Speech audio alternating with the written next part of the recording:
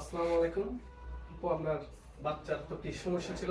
চুলকানি, জি এসকেবিস যেটা না, জি সমস্ত শরীরে ছিল, হ্যাঁ মাথায় ছিল, মুখে ছিল না? হ্যাঁ অনেকদিন তো ভুগছেন না? হুম, এখন আপনি লোশনটা কি মাথায় দিছেন, হ্যাঁ হ্যাঁ আমার শরীরে মুখে দিছেন? হ্যাঁ দেখেন, একটা ভুল, বাচ্চাদের এসকেবিসে লোশনটা কিন্তু চোখে এবং এই যে মুখ ছাড়া, অনেকে বিভিন্ন ধরনের প্রশ্ন করেন কমেন্টে, আসলে এগুলো উত্তর দেওয়া সম্ভব না।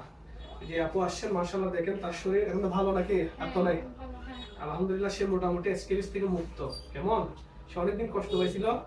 পরে যে আমি বলছি যে মুখে, মাথায়, এই যে এই সাইডে, কারণ বাচ্চাদের মাথায় হয়, মুখে হয়।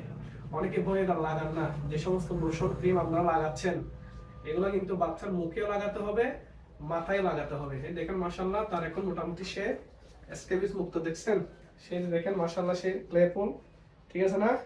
কোনো এসকেবিস কিন্তু তার নাই। একটা মেসেজ হচ্ছে, আপনারা বাচ্চার মাথা যেন বাদ না যায়, মাথা, মুখ, এখানে কিন্তু এগুলো লাগাতে হবে। মাশাআল্লাহ, মোটামুটি এসকেবিস থেকে সে মুক্ত হয়েছে। দেখা যাক কি করা যায় সামনে। ঠিক আছে।